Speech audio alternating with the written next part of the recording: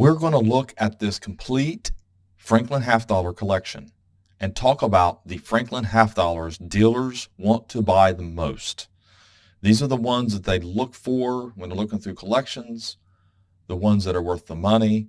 And if you're going to send some off for grading, then you want to watch this video because it's going to tell you which ones you should send off and which ones you shouldn't. So my name is Daniel and you're watching CoinHelpu.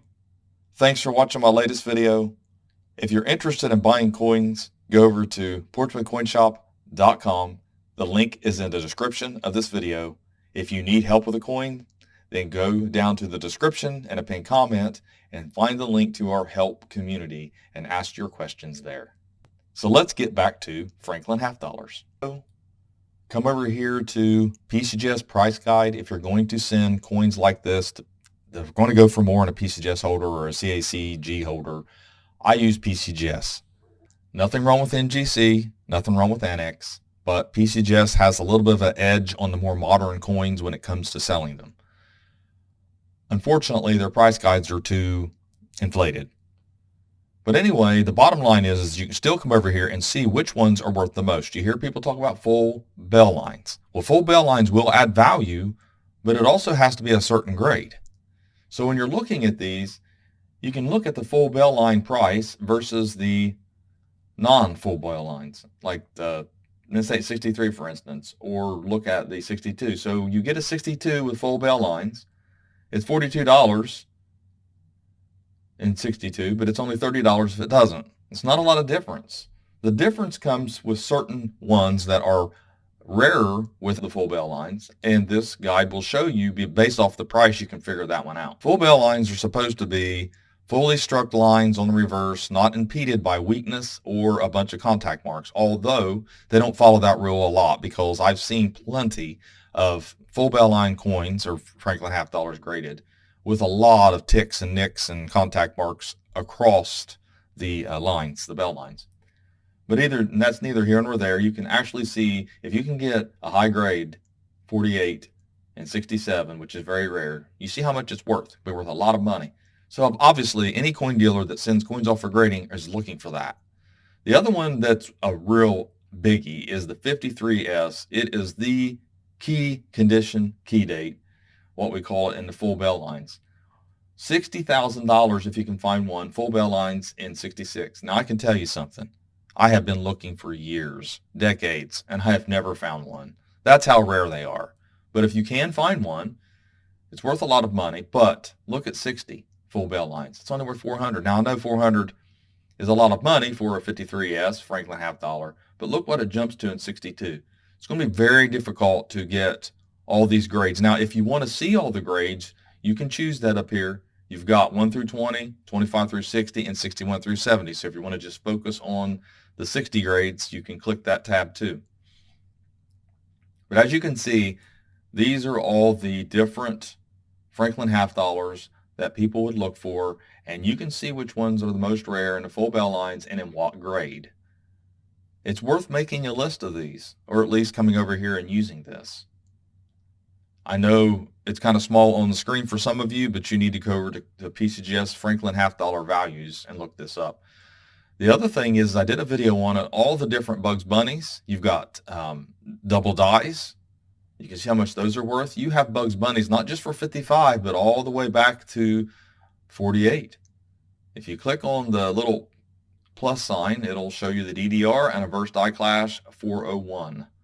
It is a die clash. That's what a Bugs Bunny is. I don't know why they call it that. They should just call it a die clash, not nickname it. But nicknames tend to make coins worth more whenever you put a nickname on a variety. So you want to look for all of those. Now, this is what we're going to do. We're going to take a look at an image here of a 53S that has the full bell lines. At least that's what they're saying. See if we can get a good image here and take a look at what they're determining as a full bell line on a 53. So we will actually take a look at this reverse. Do you see all the marks? I mean, to me, that's not really that full. I could send in another date and not get full bell lines on this one. But it's worth a bunch of money. Let's see the other one they have.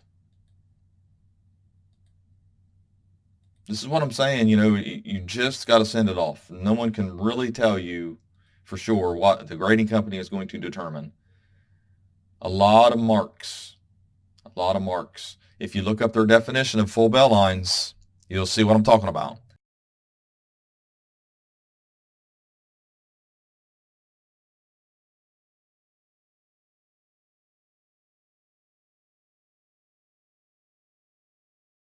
The other aspect of Franklin half dollars are the proofs. And some of the proofs are extremely rare, especially the early proofs. You got a 1950 here, and we'll take a look. But dealers are looking for the cameos and the deep cameos. You can see why. Look at the values of the 1950. Look at the values of the 51 and the deep cam. So that's another thing dealers are looking for, the proof sets and open proof sets, things like that. And when you are looking for proofs like the 50, you should know that only 51,386 were minted. So it's going to be rare regardless. And all proofs have full bell lines. So there's no designation for that. What you're looking for in the proofs is not full bell lines, but you're looking for cameo and deep cameo. That's what's going to give you the value when it comes to these, because honestly, after you get past 53, they're pretty affordable unless you find one in deep cam and higher grades. Most of these early proofs are going to grade in the 63 to 65 range. Very rarely do you get a 66. That's just how it works. So that's what dealers are looking for. They're looking for the proofs, the early proofs, but mostly in the cameo and the deep cameo. Now, some of them who know what they're doing will also look for proofs with double dies. That's another thing. Then when it comes to the regular strikes, they're looking for full bell lines in certain grades that make it worth sending off for grading. All of them are looking for the 53S with full bell lines. Everybody looks for that one if you know Franklin half dollars. Then they're looking for the double dies, some of the repunched mint marks that are worth some money. I'm not really sure which ones are worth the most on that because I don't look for the repunched mint marks much. I've had plenty of people tell me they bought them off me and found, and I don't know if there's, let me see if we can find one that has the repunched mint mark that's listed. So I don't see very many here. Let's see if they got one listed for the 57. Yes, D over D. So you can look at the values. They're not worth as much. They're harder to identify, but they're worth a little bit more, but it's not worth grading on that one. Let me see if there's one that's worth grading. The 51S. So there's a repunch mint mark and a double die for that, and you can see what grade it has to be in before you send it off. So let's talk about the grade. Let's look at this collection and talk about how to grade these a little bit. So I have this complete collection of Franklin half dollars. And when you're looking at the cheek area here, you want to look for the least amount of marks. This coin here looks like it could be 65. But you have to hold it at an angle when you're grading these, and I can see a little bit of a mark back here. A lot of them have some toning on them. These coins can be restored a little bit. You can use easiest on them. It won't hurt them because they're mint state grade, and this toning is mostly from the album, from being pushed in the album and things like that. All of these on this page look like they are uncirculated.